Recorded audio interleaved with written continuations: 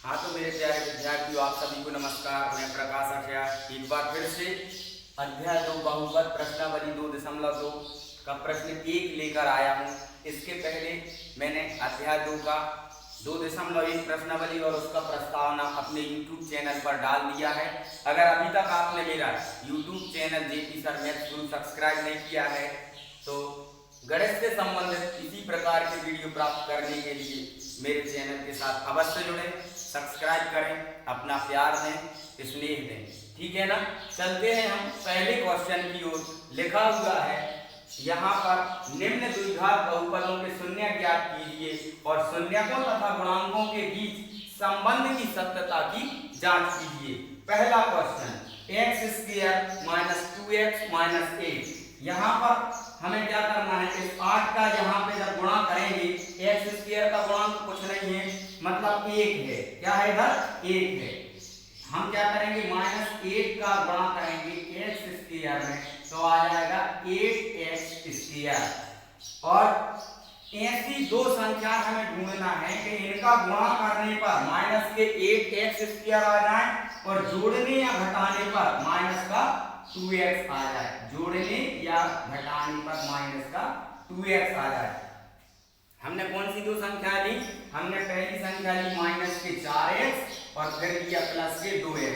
इन दोनों का जब गुणा किया तो माइनस का 8x² आया और इन दोनों को जब जोड़ा या घटाया तो ये प्लस के 2x थे, ये माइनस के 2x बचे।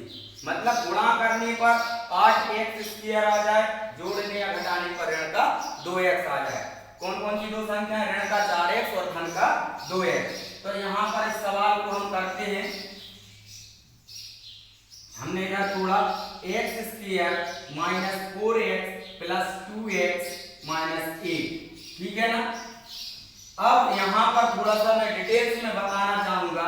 x² को हम कैसा लिख सकते हैं? x × x माइनस 4x को कैसा? 4 × x भी लिख सकते हैं। और ये प्लस का चिन्ह लगाया, 2x को 2 × x के रूप में, 8 के लिए 2 × 2 × 2। इस प्रकार से हमने यहाँ पर इसको तोड़ के लिख लिया है। अब यहाँ पर इतने में हमें देखना है बेटा कॉमन क्या है, और इधर इस वाले पक्ष में देखना है। यहाँ पे हमें कॉमन क्या मिलने वाला है? यहाँ पर हमें x कॉमन मिला, इधर भी x है और यहाँ पे भी x है। x को जब हमने बाहर निकाला बेटा तो हमारा अंदर क्या बचा? x - 4 बचा। और यहाँ हमें क्या कॉमन मिलने वाला? इधर से हमने 2 को बाहर निकाल लिया।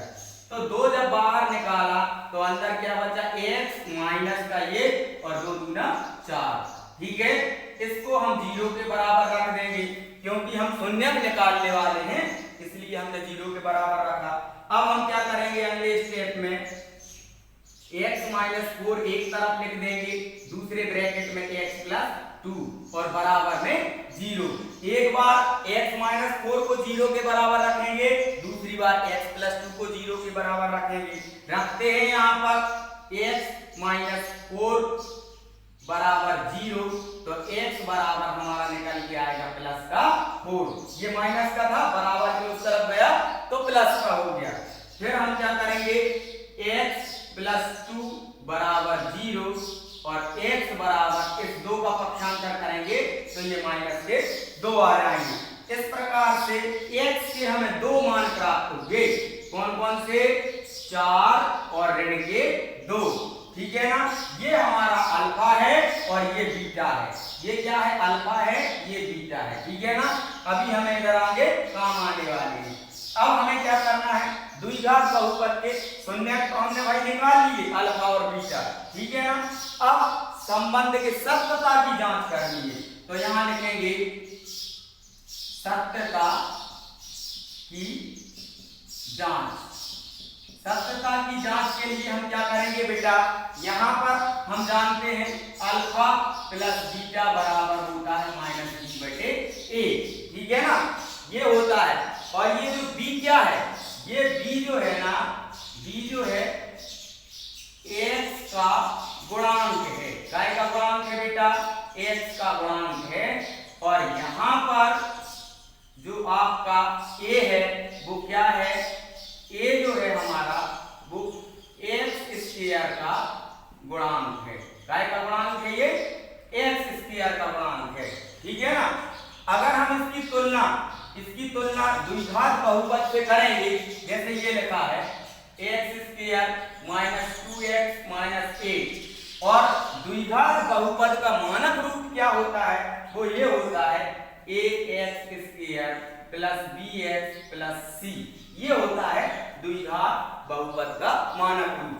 तो इधर a का मान कितना है? 1 है, b का मान कितना है? ऋण के 2 है, और c का मान कितना है?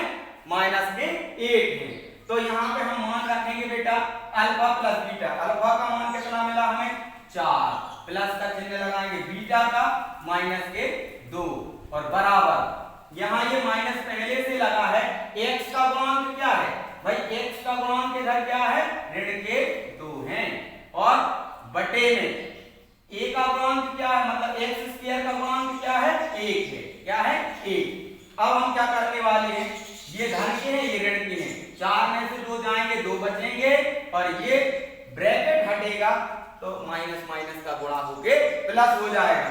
तो ये प्लस के 2 और बटे में 1, बटे में 1 लिखा नहीं जाता है। इस प्रकार से हमारे दोनों पक्ष कैसे आ गए? बराबर आ गए। अब हम करेंगे मूलों का गुणनफल। मूलों का जो गुणनफल होता है अल्फा इंटू बीटा बराबर होता है c बटे a। क्या होता है? c बटे a। तो यहाँ पर हमें पहला अल्फा क्या मिला? 4, और बीटा माइनस का 2, और बराबर में c का मान इधर कितना है? माइनस का 1, और यहाँ पर अच्छा इसको c बटे a को अपन ऐसा भी लिख सकते हैं। c क्या है? अचर पद है। c क्या है? अचर पद है। a जो है वो x स्क्वायर का गुणांक है बेटा। ठीक है ना, x स्क्वायर का गुणांक है। तो यहाँ पर अचर पद क्या है हमारा? 1, और x स्क्वायर का गुणांक क्या है? 1। ठीक है ना। अब यहाँ पर अच्छा ये माइनस का दिया हुआ है, माइनस का 8 है, तो इधर माइनस का 8 लिख देंगे। अब 4 का गुणा 2 में करेंगे तो माइनस के 8 आएंगे, और माइनस के 8 बटे में 1 लिखा नहीं जाता। इस प्रकार से दोनों पक्ष हमारे बराबर आ गए। पहला क्वेश्चन हमने बहुत अच्छे तरीके से ये समझ लिया है। अगर ये पहला क्वेश्चन आपने समझा है तो आगे के प्रश्न करने में आपको कोई भी परेशानी नहीं जाने वाली। आइए फटाफट हम तीसरा और ये चौथा और पांचवा जो इम्पोर्टेंट है ये क्वेश्चन करते हैं। बाकी के क्वेश्चन आपको स्वयं करना है। ठीक है ना। तो देखते हैं हम तीसरा क्वेश्चन। इसका आप चाहें तो स्क्रीनशॉट भी ले सकते हैं। ठीक है ना। उसके बाद में हम चर्चा करेंगे तीसरे क्वेश्चन पे। तीसरा क्वेश्चन दिया हुआ है। तीसरा क्वेश्चन हमें इधर लिखा है बेटा। तीसरा क्वेश्चन जो लिखा है 6x square minus 3 minus 7x। तो ये एक प्रकार से गलत लिखा है। जब भी हम बहुपद को लिखेंगे बड़ी घात को पहले, उसके बाद छोटी घात, उसके बाद छोटी घात, और लास्ट में अचर पद लिखा जाता है। तो हम इसको पहले व्यवस्थित लिखेंगे, हल करेंगे। जब 6x स्क्वायर 7x को पहले लिखेंगे, अचर पद को बाद में लिख देंगे। ठीक है ना। अब हमें क्या करना है? यहाँ पर अब हमें मतलब 3 का गुणा करेंगे 6 में, तो कितना आएगा? ऋण 3 का जब 6 में करेंगे ऋण के 18x स्क्वायर। मतलब एक ही दो संख्या गुणा करने पर ऋण के 18x स्क्वायर आ जाए, और जोड़ने या घटाने पर ऋण के 7x आ जाए। हमने कौन कौन सी दो संख्या ली? ऋण का 9x और धन का 2x। तो ये आ जाएगा हमारा ऋण का 18x स्क्वायर, और ऋण के 9x में से धन के 2x को घटा देंगे तो ऋण के 7x बचेंगे। हमने इसको तोड़ा, यहाँ पर लिखेंगे 6x स्क्वायर ऋण 9x धन 2x ऋण 3, इतना लिख दिया। ठीक है ना। अब यहाँ पर हमें कॉमन देखना है। इधर 3 है, यहाँ पे भी 3 छुपा हुआ है। देखिए 3 दूनी 6 और 3 तिरका 9। x यहाँ पे है, यहाँ पे भी x छुपा हुआ है। तो हम इधर क्या कॉमन निकालेंगे? 3x को हम कॉमन निकाल लेंगे, तो अंदर बचेगा 2x और माइनस का 3 तिरका 9। ठीक है ना। इधर हमें क्या मिल रहा है, इधर हमें कुछ नहीं मिल रहा तो हम 1 निकाल लेंगे, ठीक है ना। यहाँ पे हमें कोई भी चीज कॉमन नहीं मिल रही। अंदर क्या बचा 2x ऋण 3 और बराबर में 0। 0 के बराबर इसलिए रखा हमें शून्यक निकालने, तो हम क्या करेंगे, हमारा आ जाएगा 2x ऋण 3 एक ब्रैकेट में और दूसरे ब्रैकेट में 3x प्लस 1 और बराबर में 0। एक बार हम 2x ऋण 3 को 0 के बराबर रख देंगे, दूसरी बार हम 3x धन 1 को 0 के बराबर रखेंगे। आइए यहाँ पर रखते हैं 2x ऋण 3 बराबर 0, तो x बराबर जो हमारा आएगा, ऋण के 3 उस तरफ जाएंगे तो भाई धन के हो जाएंगे, ये गुणा में है इधर आएगा तो बटे में, मतलब x का मान कितना आ गया 3/2। और अब हम क्या करेंगे 3x धन 1 बराबर में 0, तो x बराबर हमें मिलेगा, ये धन का 1 है, बराबर के उस तरफ जाएगा ऋण का हो जाएगा, जो संख्या गुणा में है इधर बटे में आ जाएगी। अब हमें x के 2 मान मिले 3/2 और ऋण का 1/3, तो यहाँ पर x बराबर हमें मिला 3/2 और माइनस का 1/3। यही हमारा अल्फा का मान है और ये वाला बीटा का मान है। अल्फा और बीटा तो हमें मिल चुके, अब हम क्या करेंगे सत्यता की जांच करने वाले, ठीक है ना। जांच करेंगे अल्फा प्लस बीटा मूलों का योग होता -b/1, जहां पर b क्या है, b जो है b है बेटा हमारा x का गुणांक, क्या है x का गुणांक है, ठीक है ना। और c क्या है, c जो है x² का, अच्छा सॉरी a क्या है x² का गुणांक है, ठीक है ना। अब उसके बाद में हम इधर मान रखेंगे, पहला हमारा कितना आया 3/2 प्लस माइनस का 1/3, ठीक है, बराबर b का मान। अब इस वाले समीकरण में हम देखने वाले हैं, ये है हमारा द्विघात समीकरण का ये बहुपद 6x² माइनस 7x 3, ये हमारा द्विघात बहुपद का यहाँ पर द्विघात बहुपद दिया है। और इसका जो मानक रूप होता है वो क्या होता है ax² plus bx plus c, यही होता है ना द्विघात बहुपद का मानक रूप। अब a का मान इधर 6 है, b का मान ऋण 7 है और c का मान कितना है ऋण के 3, तो यहाँ पे रखेंगे भाई b का मान, ऋण पहले से लगा है सूत्र में, ठीक है। अब b का मान कितना है ऋण के 7, तो इधर रख देंगे ऋण के 7 और बटे में यहाँ पे x² के गुणांक की जगह कितना दिया हुआ है हमें 6, ये हमने रख दिया बेटा, ठीक है। अब हम क्या करेंगे 2 और 3 का लघुत्तम लेंगे, तो ये जब डायरेक्ट करेंगे तो 2 और 3 का लघुत्तम आ जाएगा 6 का ऊपर गुणा करेंगे तो ये 2 से भाग दे देंगे, मतलब कितनी बार जाएगा, ये जाएगा हमारा लगभग मतलब 2 3 6, मतलब 3 बार कटा, तो ये हो जाएगा हमारा 9 और ये जो है ना इधर ये 3 दूनी 6, ये इधर आ जाएगा 2 और बटे में आ जाएगा 6 और बराबर में ये माइनस माइनस का गुणा होगा तो प्लस का हो जाएगा और ये बटे में 6। अब 9 में से 2 को घटा देंगे भाई 7/6 और 7/6। यहाँ पे बहुत से बच्चे कंफ्यूज हो सकते हैं, उनके अगर लघुत्तम नहीं बन रहा तो 1 मिनट देख ले ये कहां से आया है, ठीक है ना। हमें शॉर्ट पढ़ना है लेकिन स्वीट पढ़ना है, ठीक है ना, इस चीज का विशेष ध्यान रखेंगे, कम पढ़ें लेकिन बहुत अच्छा पढ़ें हम।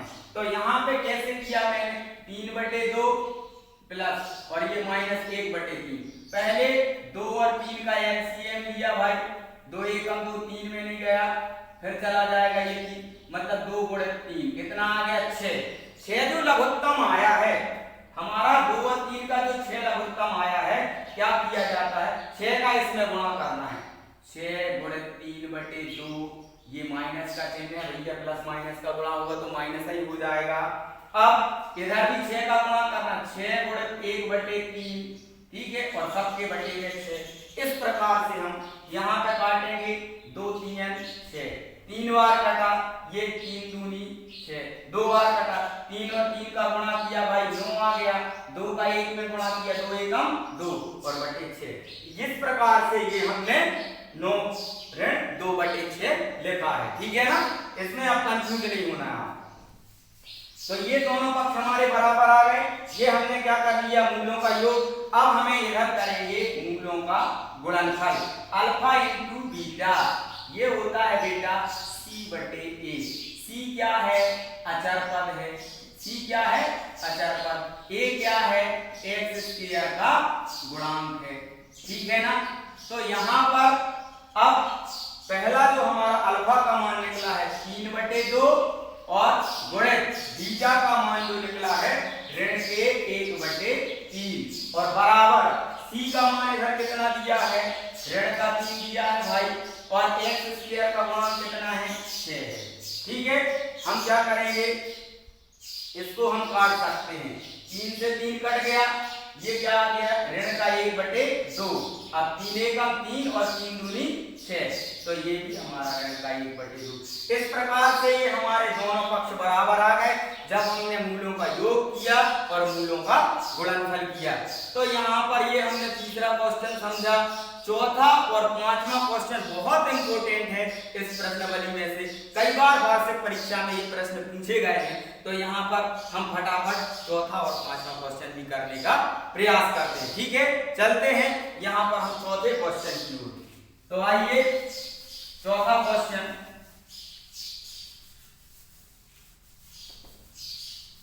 चौथा क्वेश्चन जो लिखा है बेटा,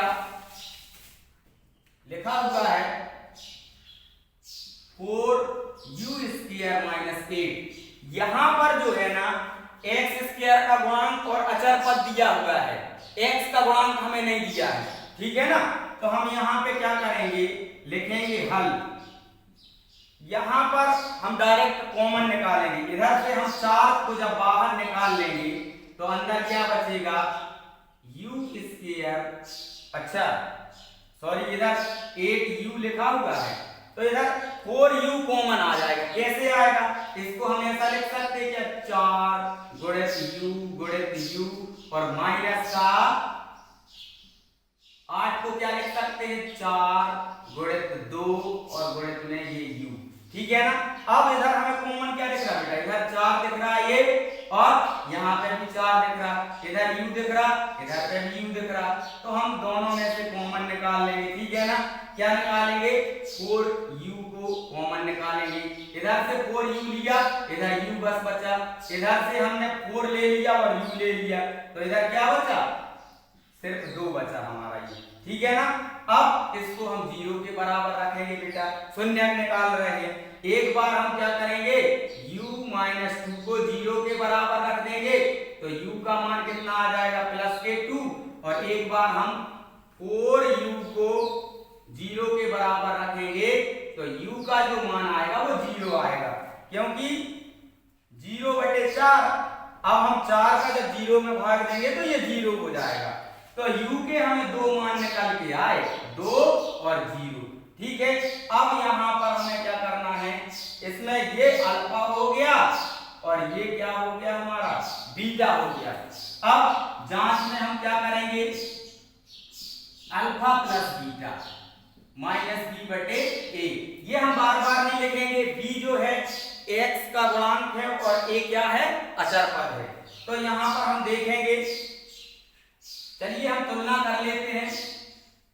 द्विघात बहुपद से ax² plus bx plus c, ये होता है, दिया हुआ है हमें क्या, 4u² और क्या दिया है, -8u, और अचर पद क्या, कुछ नहीं दिया, 0 दिया है। ठीक है ना। तो यहां पर हम क्या करेंगे, अल्फा का मान 2 रखा, 2 गुणित 0, और यहां पर बेटा b का गुणांक क्या है, इधर ये माइनस और ये माइनस का 8 है। क्या है, 8 है। और a का जो मान है, अच्छा इधर प्लस करना है भाई, हमें प्लस करना, मल्टीप्लाई नहीं करना, 2 प्लस 0, ठीक है ना। और यहाँ पर a का गुणांक क्या है, 4 है, माइनस माइनस का गुणा होगा प्लस हो जाएगा, 2 में 0 जोड़ेंगे 2 ही आएंगे, ये हो जाएगा 8/4, तो 4 दूना 8, मतलब ये दोनों पक्ष कैसे आ गए हमारे, बराबर आ गए जब हमने योग निकाला। अब हम इधर निकालेंगे मूलों का गुणनफल, यहाँ पे थोड़ा सा अल्फा इंटू बीटा, ये होता है c/a, c/a, c अचर पद है, c वाला पद हमें 0 दिया है, a का मान कितना दिया है, 4 दिया है, तो यहाँ पे लिखेंगे 2 गुणित 0, और c का मान क्या लिख देंगे, 0 और बटे में 4। जब हम 4 का भाग दे देंगे इधर 0 में तो ये 0 हो जाएगा, ये वाला पद 0, ये वाला पद 0। इस प्रकार से हमने इधर संबंध की सत्यता की जांच भी कर ली। ये हमारा चौथा क्वेश्चन था, बहुत ही इंपॉर्टेंट है बेटा। उसके बाद में 5वें क्वेश्चन पे चर्चा करेंगे, बाकी 6वां और ये दूसरा प्रश्न आप स्वयं करेंगे, ठीक है ना। तो यहाँ पर हम चलते हैं अब 5वें क्वेश्चन की ओर। 5वां क्वेश्चन देखते हैं, दिया हुआ है 5वां क्वेश्चन लिखा है t² - 15, ठीक है। अब यहाँ पर हमें x का गुणांक नहीं दिया है, x² का गुणांक दिया है, और क्या दिया है, अचर पद दिया हुआ है। हल करते हैं इसको हम t² - √15² ऐसा भी लिख सकते हैं। क्यों लिख सकते हैं भाई, इसकी जरूरत क्यों पड़ी, क्योंकि इसकी जरूरत इसलिए पड़ी कि हमें दो मूल निकालना है, अल्फा और बीटा के मान। तो यहाँ पे एक फार्मूला बनने वाला है, इस पे अगर हम रूट लगा के वर्ग लगा दे तो इसके मान में कोई अंतर नहीं आने वाला। कैसे नहीं आएगा भाई, √15 और ये √15 करनी वाला, ठीक है ना। अब होता क्या है, अगर करनी के अंदर दोनों संख्या एक सी हो तो सिर्फ बोलते करनी से करनी कट जाती है और वही संख्या आ जाती है। जैसे करनी के अंदर 3 गुणित करनी के अंदर 3, सिर्फ 3 आएगा। इसका रीजन ये है कि रूट के अंदर एक सी संख्या, इधर एक है, इस पे 2 की पावर हो जाएगी, और रूट जब हटाएंगे तो रूट का मान होता बेटा 1/2, 2 से 2 कट जाएगा, सिर्फ 15 आएगा, ठीक है ना। ये चीज कंफ्यूज नहीं होना। अगर इधर रूट के अंदर विषम संख्या नहीं है तब इसका गुणा होकर √6 आएगा, जैसे ये लिखा है करनी 3 करनी 2, तब 6 आएगा। लेकिन यदि करनी 2 गुणित करनी 2, सिर्फ 2 आने वाला है। करनी के अंदर अगर समान संख्या है तो सिर्फ वही संख्या बस आती है, ठीक है ना। तो यहाँ पर हम क्या करेंगे, इसका वर्ग है, मतलब इसको हम किस रूप में लिख सकते हैं, इधर होता है a का वर्ग माइनस b का वर्ग, एक फार्मूला होता है, ठीक है ना। ये होता है a प्लस b और इनटू में a माइनस b, ये वाला फार्मूला इधर हम लगाने वाले हैं। a का मान t है, b का मान करनी 15 है, तो हम लिखेंगे t प्लस करनी 15 एक ब्रैकेट में, दूसरे ब्रैकेट में t माइनस करनी 15, और इसको रख देंगे 0 के बराबर। तो यहाँ पर फटाफट t के 2 मान निकाल कर आएंगे, ये उस तरफ जाएगा तो माइनस का हो जाएगा, माइनस के करनी 15 और ये प्लस के करनी 15, ठीक है ना। एक बार इसको 0 के बराबर रखा, एक बार इसको 0 के बराबर। अब अल्फा का मान आ गया हमारा माइनस का करनी 15 और बीटा का मान आ गया प्लस का करनी 15, ठीक है ना। अब यहाँ पे हम क्या करेंगे बेटा, इसकी जांच कर लेंगे फटाफट। इसकी जांच करने के लिए क्या करेंगे, जांच, इसमें मूलों का योग alpha plus beta minus b/a, ठीक है ना। इसका गुणा कर योग करना है। अल्फा का मान है -15 करनी और ये है प्लस का 15 करनी, ठीक है, बराबर में। अब यहाँ पर इसकी अगर हम तुलना करें t² - 15 की, अगर हम तुलना करें यहाँ पर ax² bx प्लस c से, तो देखिए इधर a का यहाँ पर इधर कोई वो नहीं है, मतलब a की वैल्यू कितनी है 1 है, और b वाला पद दिया ही नहीं है तो b का मान 0 है। अचर पद दिया है, अचर पद का मान -15, ठीक है ना। तो यहाँ पर b का मान कुछ नहीं दिया भाई, माइनस का 0 लिख देंगे, ठीक है। और बटे में a का मान कितना दिया है बेटा, a का मान 1 दिया है। अब ये प्लस के हैं, ये माइनस के, ये दोनों कट जाएंगे, इधर 0 आ जाएगा और इधर 0 आ जाएगा। ये हमारे दोनों पक्ष कैसे आ गए, बराबर आ गए। उसके बाद हम करेंगे मूलों का गुणनफल c बटे a। c बटे a पहला मूल क्या निकला, माइनस का रूट 15 और इनटू प्लस का रूट 15।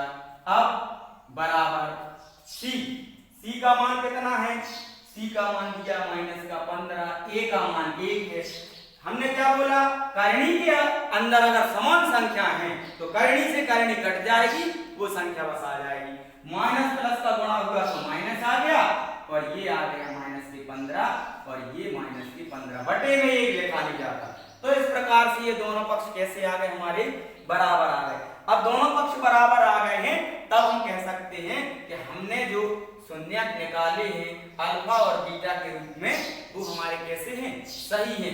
इसके बाद इस प्रश्नावली का जो नेक्स्ट दूसरा क्वेश्चन है, उसमें आपको यहाँ पर मूल दिए होंगे, उनका गुणनफल और योगफल आपको यहाँ पे मिलेगा। आपको एक द्विघात बहुपद बनाना पड़ेगा, इसका जस्ट अपोजिट है जो इसका इस प्रश्नावली का दूसरा प्रश्न हम करने वाले हैं। तो अगले वीडियो में हम दूसरे प्रश्न को लेकर आएंगे।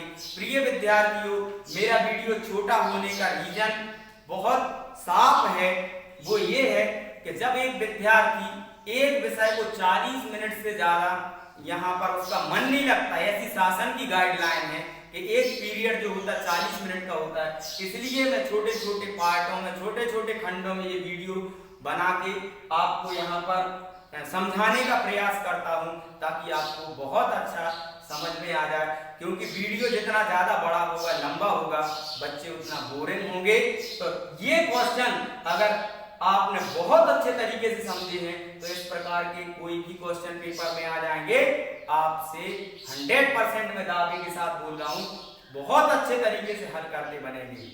वीडियो कैसा लगा कमेंट बॉक्स में जरूर बताएं। और अभी तक अगर आपने मेरे चैनल जेपी सर मैथ्स गुरु को सब्सक्राइब नहीं किया है तो इसी प्रकार के गणित से संबंधित वीडियो प्राप्त करने के लिए मेरे चैनल को अवश्य सब्सक्राइब करें, अपना प्यार दें। जेपी सर मैथ्स गुरु।